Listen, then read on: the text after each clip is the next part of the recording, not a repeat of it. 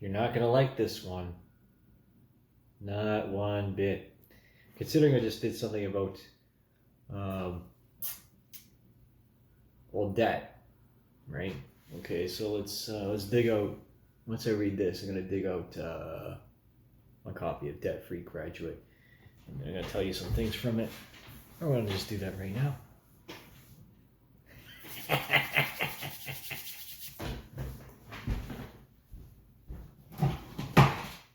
Where is it?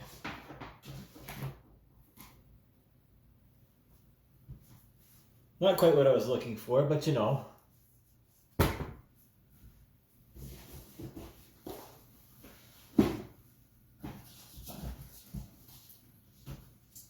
Oh, there's Thailand's Boom and Bust. Treffpunkt Deutsch.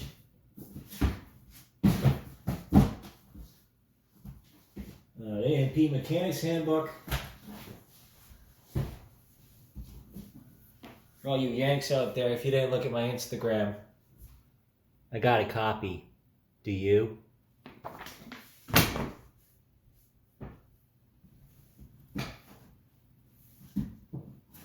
Oh, there's another FAA cert.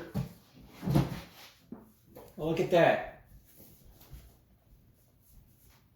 Huh. Where'd you get that from?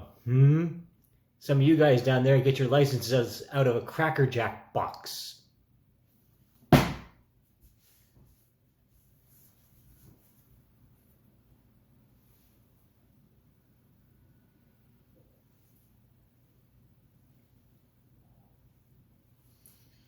Where is it?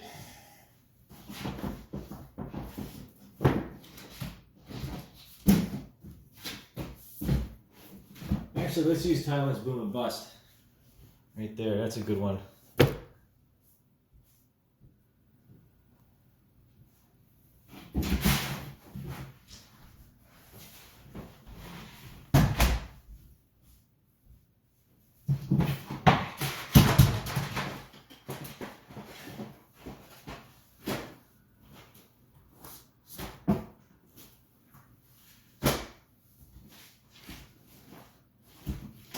Digging.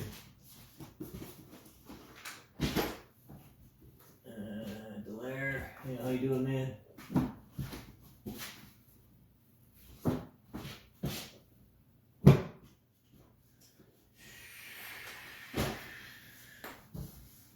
Alright, this might take a second. Okay, whatever, I can't find it right now. I'll just use it off the internet. So, history of propaganda. This one is about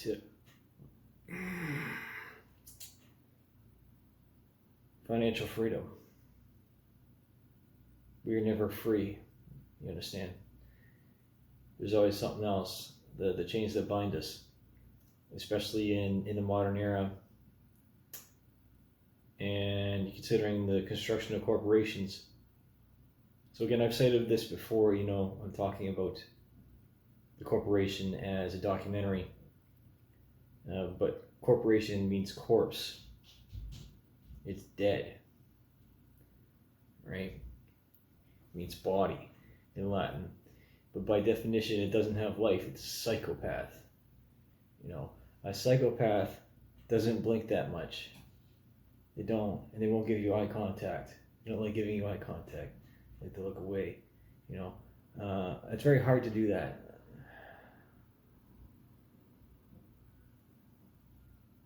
You know, and this is why they look at you like this. Just like this. That's why the sunglasses and everything, right? And narcissism, narcissistic psychopath, you're very concerned how well they look. They love the way that they look. Absolutely. Oh, must be the dog. Alright, annoyances being annoyances. A little bit annoying.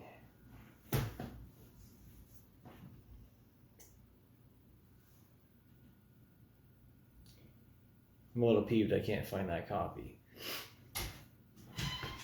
Oh, hey, Pop. Hi. Hi, how are you? Yeah, you can be so annoying sometimes. Yeah.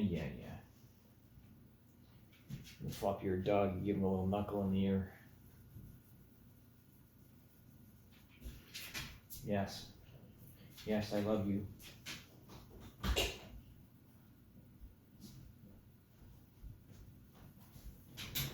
Hey, enough. Go. Go. Go. Go.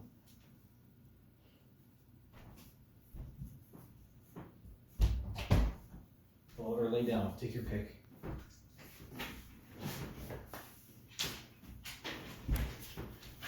She does this all the time.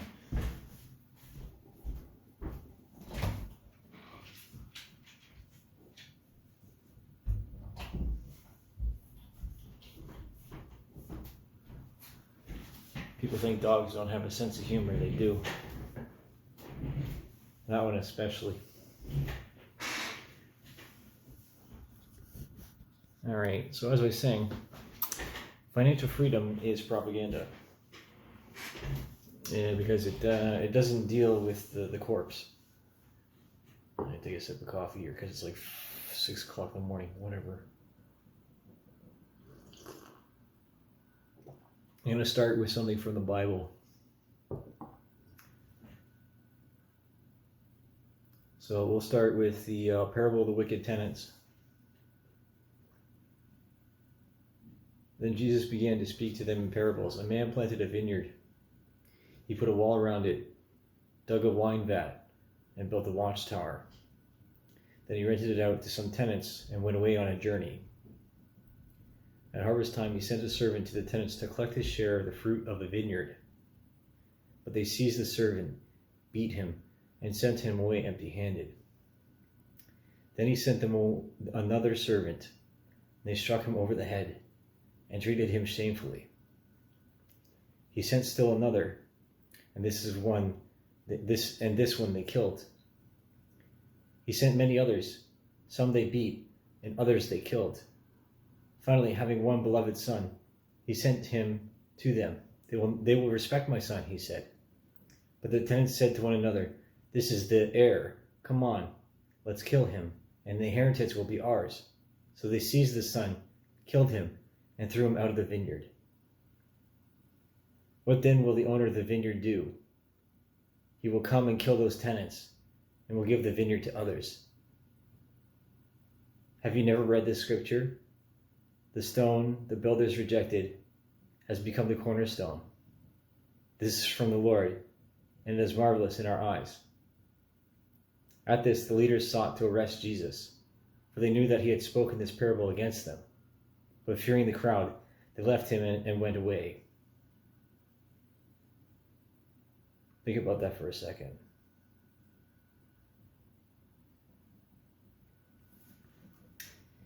Next one I'm gonna cite here is also from Matthew. So paying taxes to Caesar. So Matthew 22, verse 15 through 22, or Luke 20, 19 through 26. Later, they sent some of the Pharisees and Herodians to catch Jesus in his words. "Teacher," they said, "we know that you are honest and seek favor from no one. Indeed, you are impartial and teach the ways of God in accordance with the truth. It is lawful to pay taxes to Caesar or not. Should we pay them or not?" But Jesus saw through their hypocrisy and said, "Why are you testing me? Bring me a denarius to inspect." So they brought it, and he asked them, "Whose image is this, and whose inscription?" "Caesar's," they answered. Then Jesus told them, "Give to Caesar what is Caesar's, and to God what is God's." And they marveled at him. So think about the context of modern currency. So who's on the Canadian bills? It was the Queen. So pay to the Queen what belongs to the Queen. Not to incite a rebellion or anything like that, but we're not paying money to the Prime Minister or the government. The money belongs. The Royal Canadian Mint Specifically with Canada, you have to remember that Canada is a constitutional monarchy. It's not a democracy. And so is any of the other Commonwealth countries that are under the same structure. Okay. The British monarchy, and I'm not going after them. This is just education. Is one of the richest in the entire world. The same with the Catholic Church.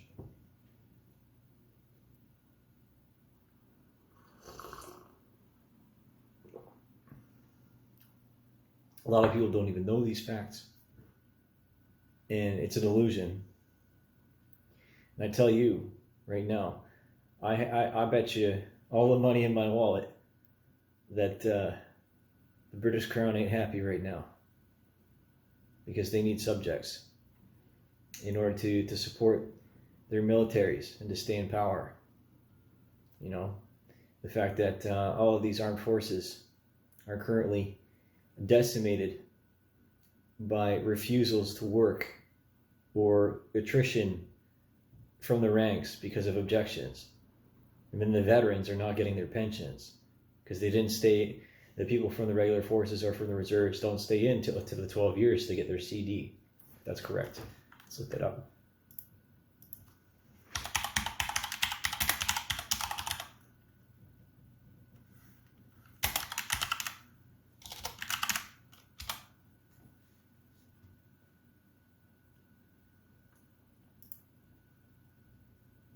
How long do you have to be in the military to get a pension in Canada? 10 years. So first CD is 12 years, wasn't it?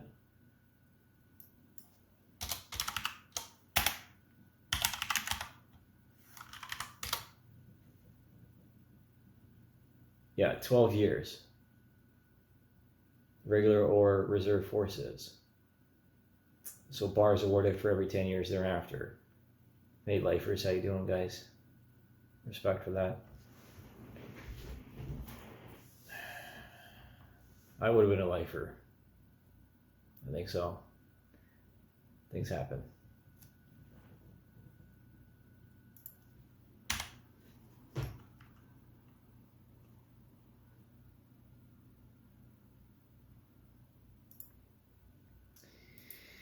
Okay, so as is the markets.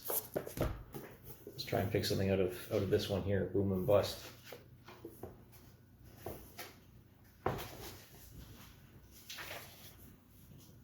So Asian tigers, they called this. Yeah, bubbling over.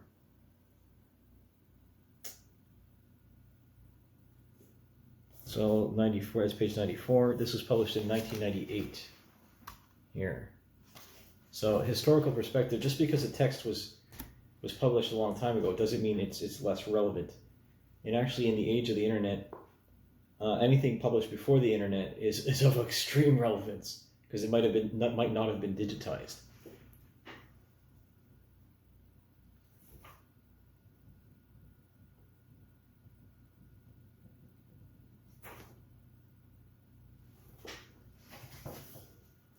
Page 94.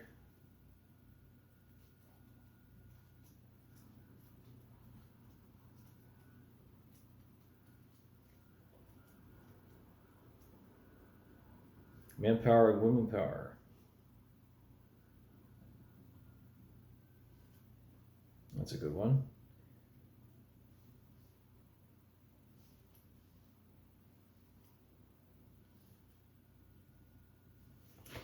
Technocrats and politicians. It seems pretty good. It seems current. You know, you got to learn from our history here. So page 118 of this book. I'll read it to you for all of you that are visually impaired. In the past, Thailand's technocrats have kept a firm grip on economic management. Their commitment to fiscal discipline, currency stability, and careful management has carried Thailand through previous crises. Now it seemed that things were spinning out of control. As a whole, the technocracy had been weakened by the boom. The middle ranks had been lured away by the paychecks and excitement in the private sector. The NESDB had been sidelined in the late 1980s. Prime ministers chose flexible friends as finance ministers. Flexible friends. Friends with benefits.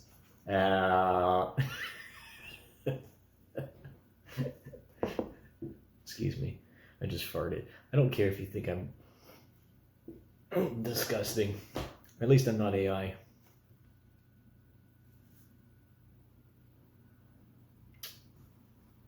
Okay, the Bank of Thailand had also lost many top personnel. 3 governors of the bank had been dismissed within 12 years. A tradition of collegial teamwork had been replaced by competition amongst the key executives. The bank governor, Vijay Supint, I don't know how to pronounce that, had been risen from temple boy to top technocrat by sheer ability. But he did not appear to have the support from his colleagues, nor the wider network in the power elite, to deal with political pressure from the cabinet. The technocrats could not escape contagion from the get-rich-quick world of Bangkok finance. Many of the bankers they were supposed to regulate were old friends and colleagues. Vintage wine had become the currency of social networking. Technocrats enjoyed it too. Easy money could be made as an insider on the stock market. Vijay was found to have bought some finance shares at par value, making an instant capital gain. It is not technically illegal, but certainly looked unethical. The technocrats had grown weaker, while politicians had grown stronger. The Banharan, B-A-N-H-A-R-N, government installed in July 1995 had little understanding of the workings of the economy. Banharan also needed to pay back his friends and supporters. For finance minister, he first selected Sucharit Sathirathai, I think that's how you say it, an academic lawyer with some experience in trade negotiations. Later, he replaced him with Bodhi Chinananda, a budget bureau official who had reportedly helped channel large allocations to Banharan's constituency.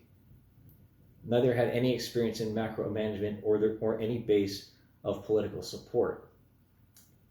Both were dependent on their master. In perfect times, the finance minister and central bank governor worked together to manage the economy, but these times were not perfect. Since 1988, the budget surplus had acted as a counterweight to overheating. Between 1993 and 1995, the surplus rose from 55 to 136 billion baht, helping to counterbalance the surge in the money inflows. But in 1996, the surplus melted away. Sound familiar? With our current Canadian government? It should. And it should scare the crap out of you.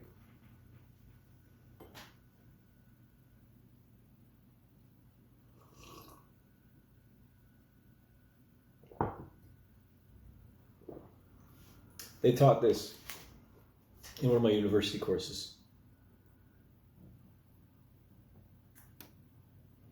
Almost the first act of the Banharan government was to increase planned budget expenditure by 10%, mostly for road construction. Even in its dying days, between resignation and election, the cabinet approved hundreds of spending projects. To a lesser extent, the Banharan cabinet, again, apologies for mispronunciations, also undermined revenues. They reduced tariffs on many luxury goods on the extraordinary grounds that this would save the foreign exchange which Thai consumers would spend traveling abroad to buy the same merchandise.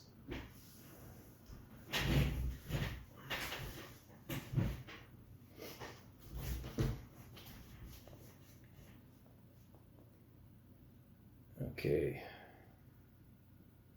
By late 1996, the budget was careening towards deficit. Fearing that the government would soon impose cuts, many departments spend their allocations faster than usual. The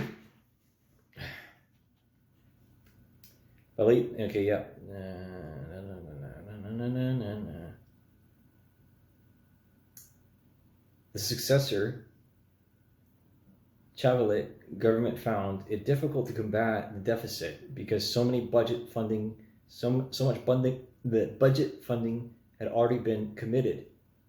Politicians want to spend money, commented, next page, one technocrat, to help the people who elect them.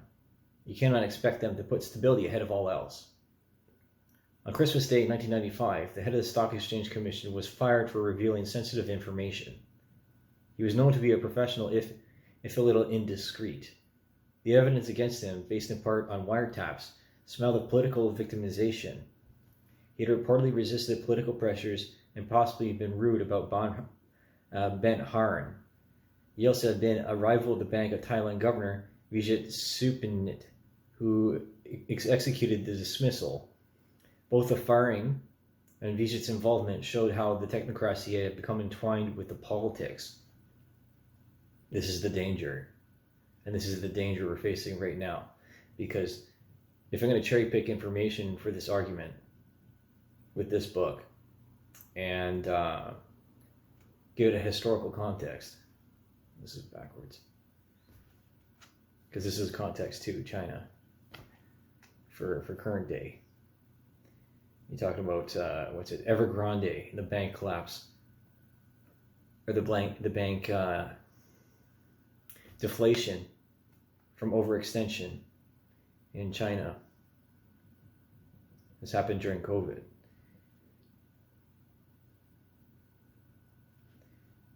As economic problems mounted in 1996, the Bank of Thailand seemed to fall in with the politicians' strategy to deny the problems and ramp up confidence. They published optimistic projections of economic performance. It downplayed the disaster potential of the financial sector's exposure to the property market. It insisted that the current account of deficit would be no more than 7.1% of gross domestic product, but later had to be published in the disastrous figure of 8.2%. The IMF, so the International Monetary Fund, issued a formal caution about the strain on the exchange rate. The Bank of Thailand countered with a paper insisting the strain could be managed. In July 1996, Vijay was replaced, but his successor immediately promised a soft landing in 96, with a positive budget surplus, export growth, and a significant drop in the current account deficit. In January 1997, after none of this had come true, he still insisted that the economy was bottoming out and that the BBC mess would be cleared up in 3 months, and that growth in 1997 would be strong. The move towards financial liberalization has been based on the idea that free markets work better. Thailand's financial market, regulators had been bullied by politicians. Banks had been manipulated and looted by powerful figures. Good data was hard to come by.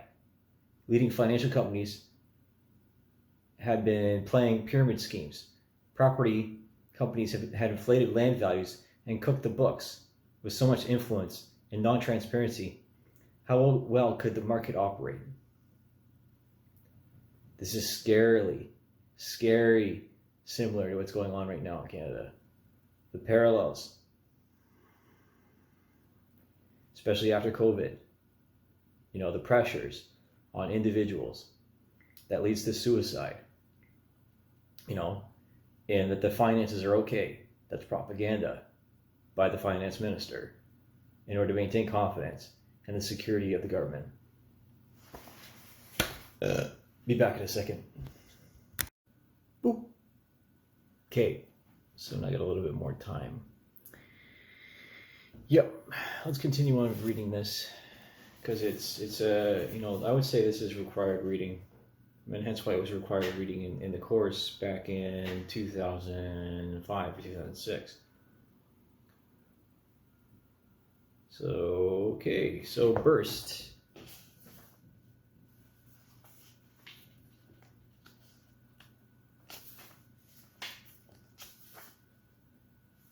I'm gonna skip the burst because that's the climax, and then we'll get to the afterglow.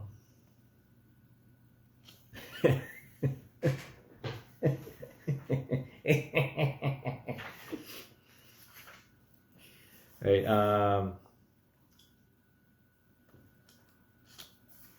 because because then the IMF gets involved. And when the IMF gets involved, then you're talking about like economic hitmen, stuff like that, loans with big requirements and terms on them.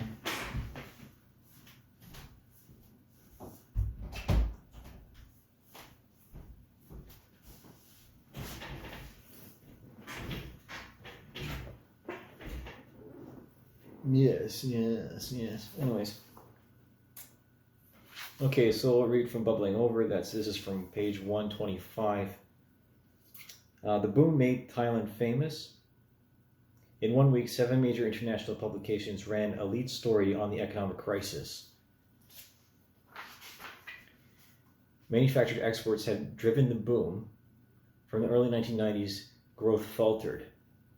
New and cheaper competitors had entered the market. Demand from Japan had slackened. Too little had been invested in improving productivity. By 1996, export growth had dwindled away. But this was a downturn. Finance made it a crisis. From 1993, foreign money had poured in, attracted by the lure of Asian fortunes.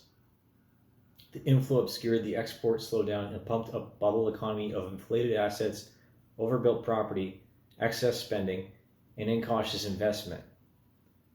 The bursting of this bubble made the downturn sharp, fast, and deep.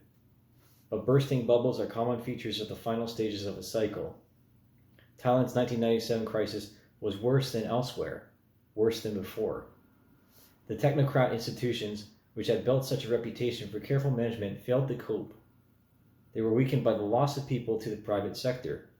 They were infected by the contagious bullishness of the bubbly finance sector.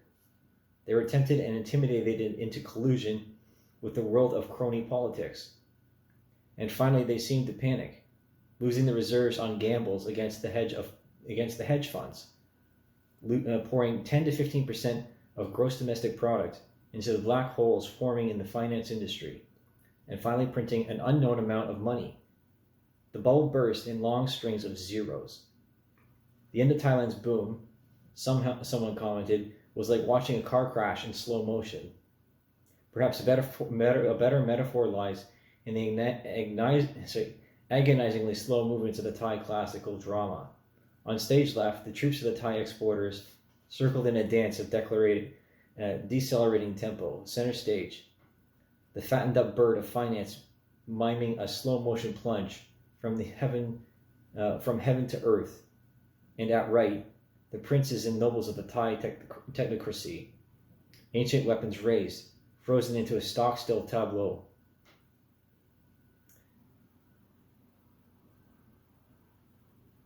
Yeah. I'd like you to visualize that for a second.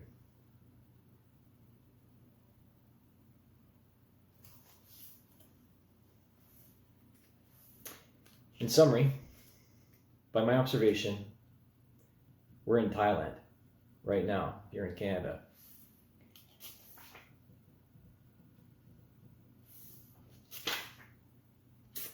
So, what do you do about it?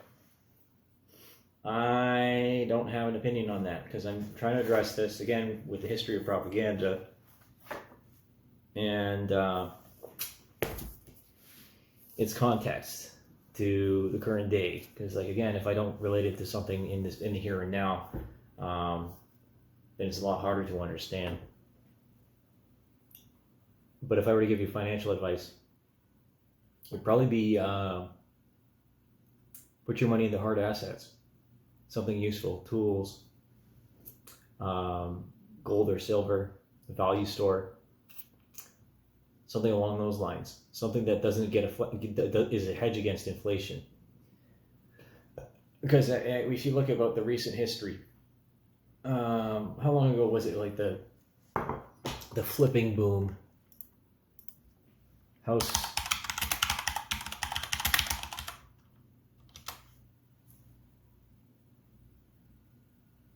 Okay, home flippers get burned by U.S. housing market's sudden slump. So this was published on October 11th, 2022. It's behind a paywall.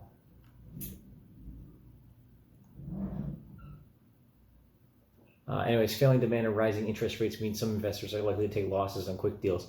And that's exacerbated by speculation and by real estate agents overvaluating the properties and so on and so forth, trying to get more and more money in line with the inflation. Not to burn people that I know that are real estate agents.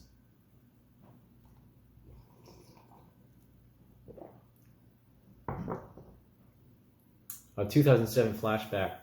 Okay, this is from Fortune.com. October 10th, 2022. Home flippers are in trouble again. So what happened in 2008? Boom! Collapse.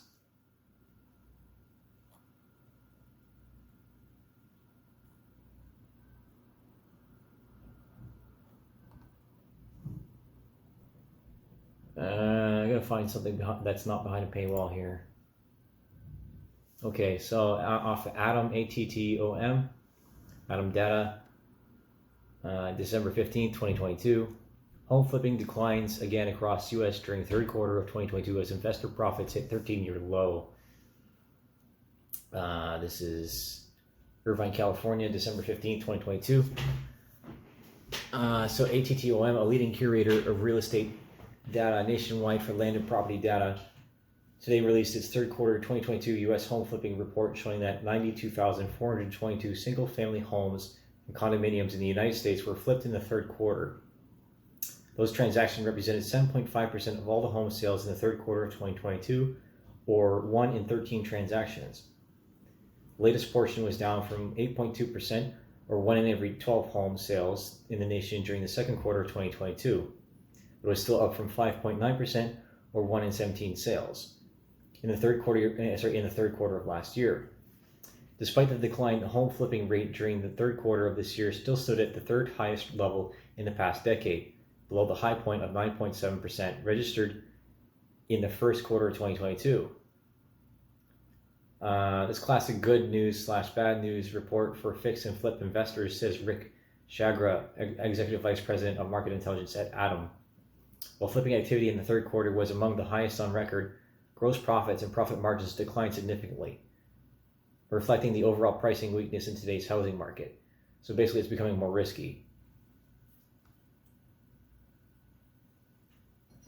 And that means people have less, well, this falls in line with other reports that people have less liquidity.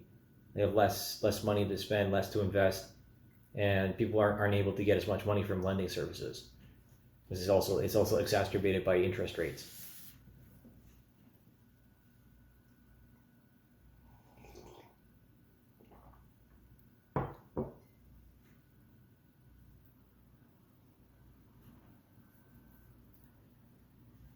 Okay, so there you go. That goes down even further. Profit margins worsened in the third quarter of 2022 as median resale prices on flipped homes declined faster than they had previously when investors were buying homes.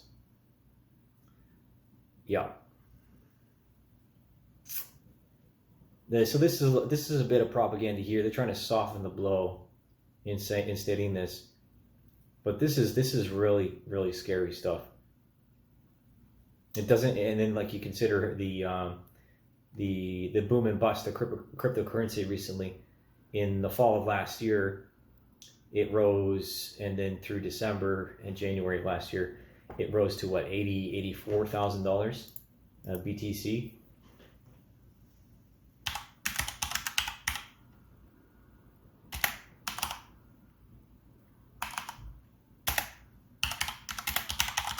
So just look that up.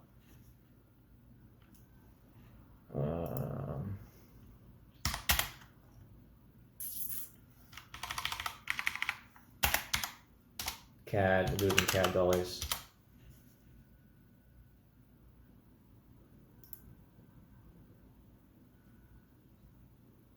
So Bitcoin, anyways, historical prices. This is off of Yahoo Finance.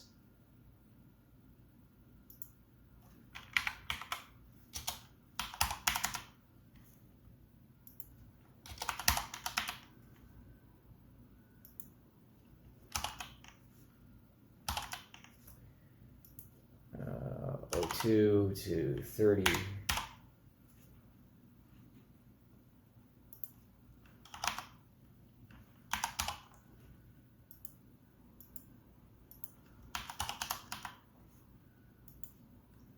That's annoying.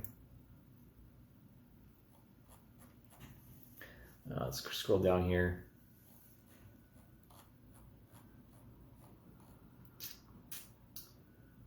In American, it was at February 11th, $55,483. That was the open. The high price was $55,667 American.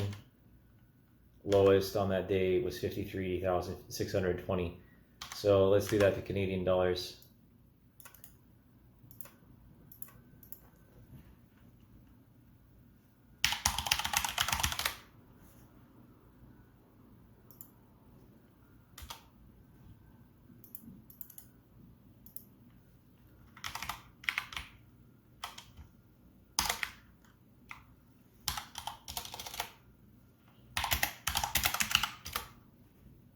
So to CAD, that's 74,530 Canadian.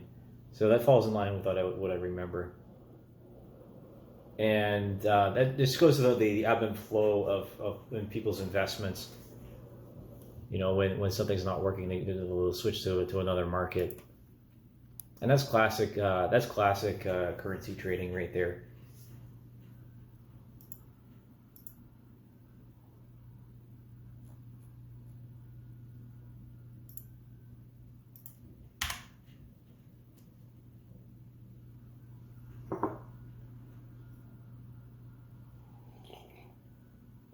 So again, as I said in another video, if you're going to judge me for being broke, do your research. I may just know more than what's going on than you do. Okay, so let's move on to Evergrande. Actually, what's the first thing that usually disappears in any kind of trouble? It's pension funds.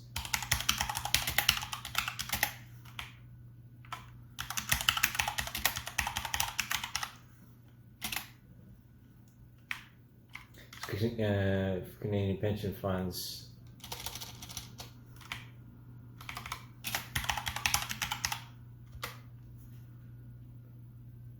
Canadian Armed Forces pension plan.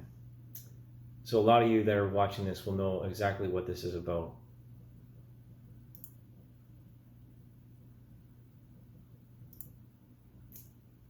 And what? Okay, so a veteran gets $1,154.90 per month. That's not a lot. That's not a lot.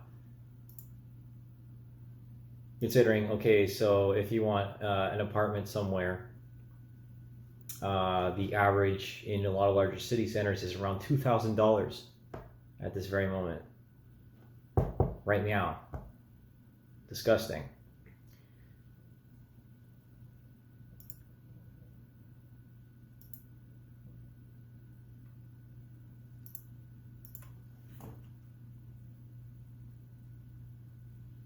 Okay, so then how much does an immigrant get per year or per month?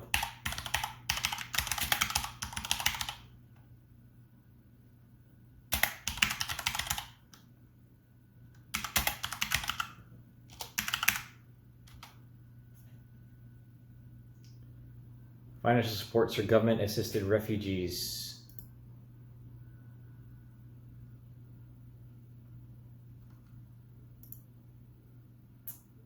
I arrive in Canada. What benefits can I expect? Canada Child Benefit, goods and services, HST credit, provincial and territorial benefits. This is for Coho. Okay, coho.ca.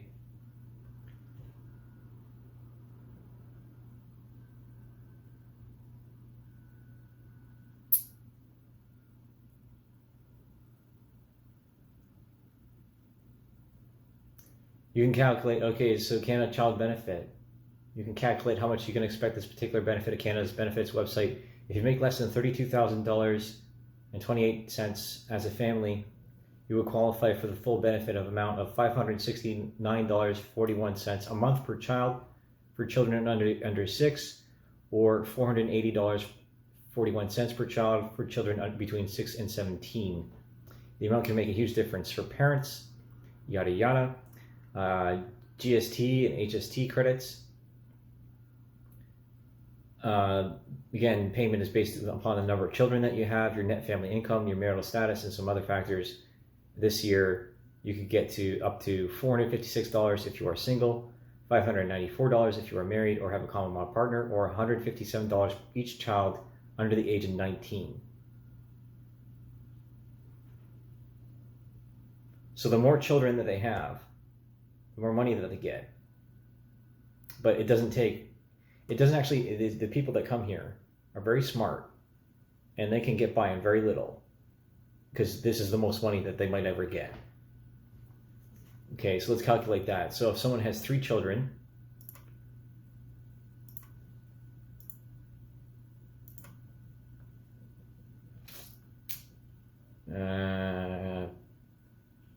so let's go with under the age of 6, 564. Clear. 564 times 3 children under the age of 6 equals $1,692 a month versus the pension, which is $1,154.90 per month.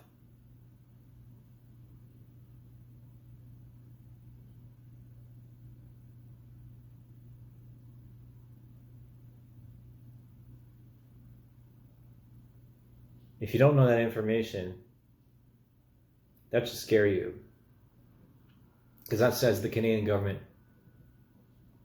values people from elsewhere more than it appreciates veterans. And I'm not saying this thing to garner an audience, but again, I know who my family is.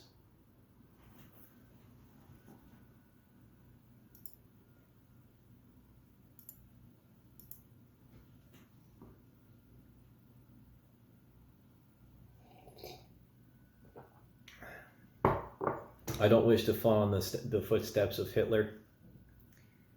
But if you're going to ask me my opinion, I don't think he was a bad guy. I think there was a lot of stuff that happened underneath his command historically that, well, look at Valkyrie, right? The whole rebellion and the bomb on the aircraft that was supposed to kill him.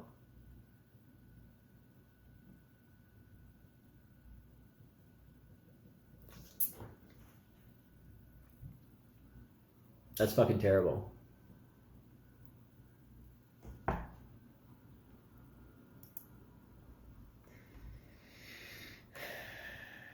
Okay, so let's go to the Evergrande. The Evergrande China collapse. I watched this happen on the internet. December 9th, 2021. This is off the New York Times.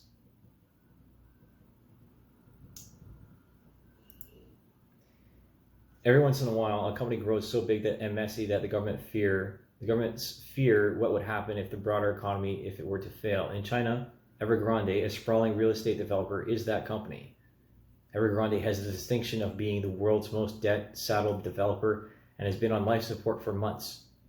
Now it looks to be facing the biggest corporate restructuring in Asia. Fitch Ratings, a credit rating firm, has said that Chinese developer is in default of its obligations, so it can't make any payments. Evergrande has said that the officials from several state-backed institutions have joined a risk committee that would help the company restructure itself. Evergrande is a huge real estate empire with millions of apartments in hundreds of cities across China. It has also more than $300 billion in financial obligations, hundreds of unfinished residential buildings, and angry suppliers who have shut down on construction sites.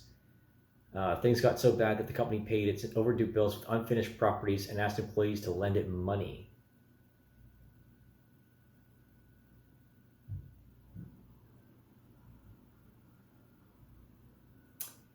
Yeah, sure, you betcha.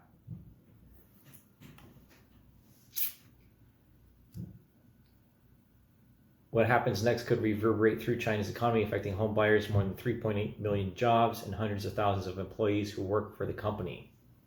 Observers are now watching to see how Beijing handles the next chapter of Evergrande for what it says is about the country's intentions to clean up the country's corporate sector by letting debt bombs like Evergrande collapse. Which, this being from December 9th, 2021, it's 2 years old now. We're close to it, like a year and a bit. And so what does this say? How can I correlate this to the very moment? Because there's this propaganda out there saying that we have a decent economy and whatnot at this very moment in 2023 in Canada, and it ain't the case at all. It ain't that way, Jack. It ain't that way. It's very scary. And that's why, amongst other things, I never really wanted to buy a house. Because it was easy to observe the fact that the cost of living and the cost of property ownership was increasing exponentially, and not in line with also increasing debt loads and easy credit. Because that's actually how the 2008 happened with the subprime mortgage crisis in the United States.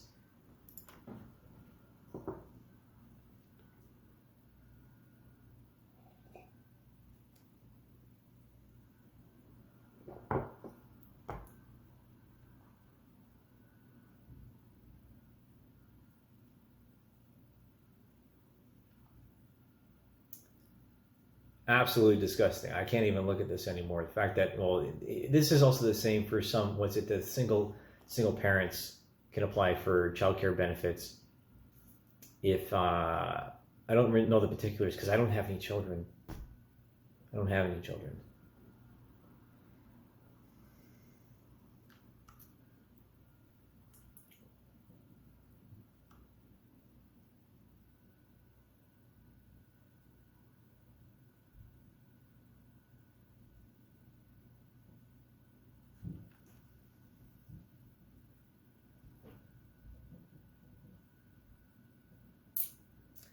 Okay, excuse the pause for a second. And then let's go to, here's a local one, Far High.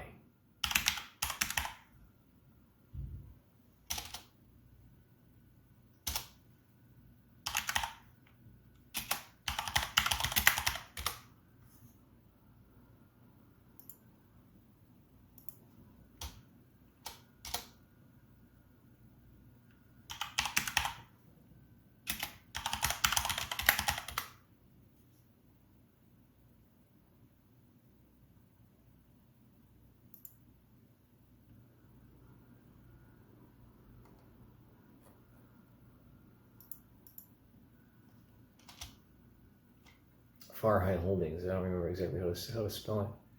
It's in my photos here.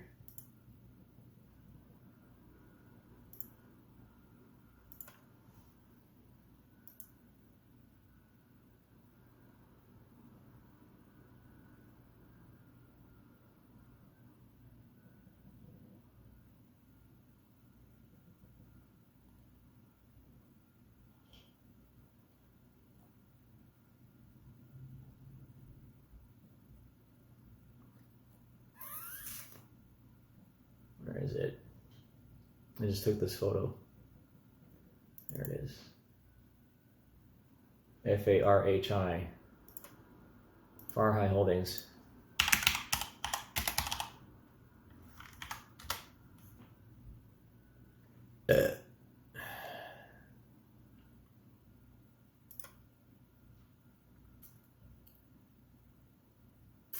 Far High Holdings Corporation, commercial listings, land developments, hospitality sites, residential listings. They founded in 1988, Far High Holdings Corporation is Southwestern Ontario's premier commercial, residential, and land holdings management and development organization. You see, holding companies, in my opinion, are evil. They're evil. They're middlemen.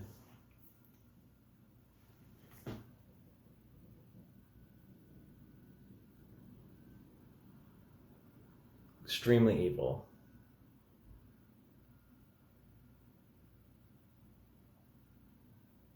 It has nothing to do with this fellow's ethnicity.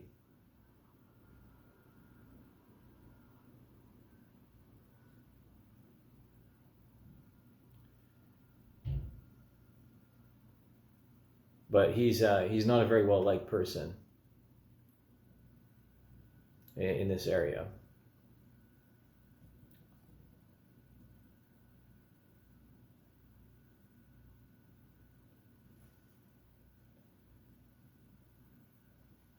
Because what happens,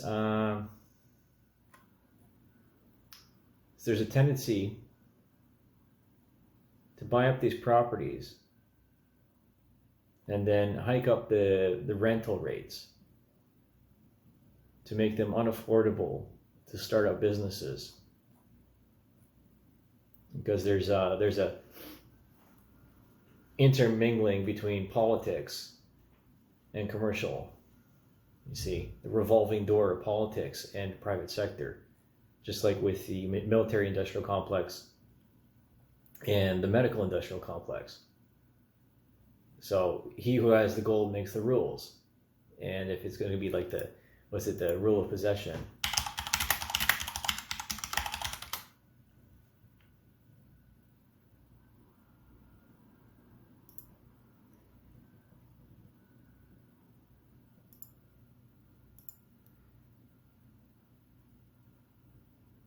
So this is off the Business Professor, the rule of first possession.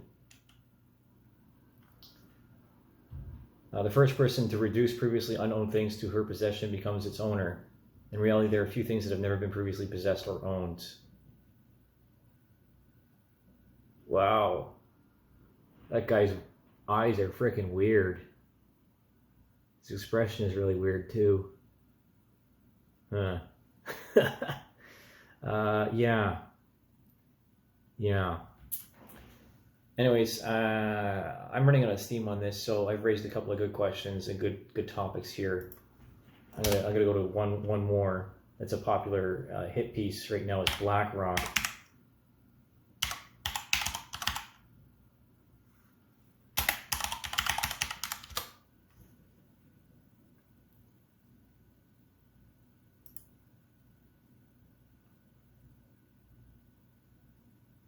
BlackRock, except they're a trust and holdings. They're very well diversified, mostly in the UK, 9.2%, as it says by the website, and then 0.8% in the United States. You see, middlemen ruin markets. When they get in between the seller and the buyer, or you have secondary or tertiary lenders that are for-profit lending, which is charging interest according to the Bible. Let's see.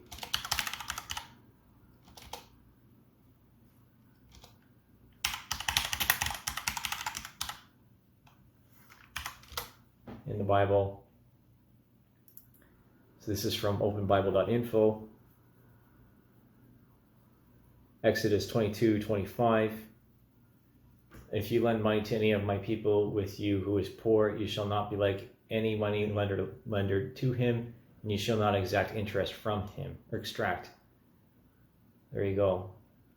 Deuteronomy 23:19-20. You shall not charge interest on loans to your brother, interest on money, interest on food, interest on anything that is lent for interest. You may charge a foreigner interest, but you may not charge your brother interest. That the Lord your God may bless you in all that you undertake in the land that you are entering to take possession of it. These are all good ones. Not out of context at all, actually. Psalm 15:5. Who does not put out his money at interest and does not take a bribe against the innocent? He who does these things shall never be moved. Proverbs 22:7. The rich rules over the poor, and the borrower is the slave of the lender. You see, taking out money in debt is never really a good thing. You shouldn't, you know, and that's where stuff like, okay, so the debt load and serviceability of the debt load is a real problem. Most people can't even do that. And the default rates, especially on properties, and say, I'll get into that in another video. I have a bit more research and a little more collected. I think this is enough for now. So yeah, financial stability and financial freedom is propaganda. See you soon.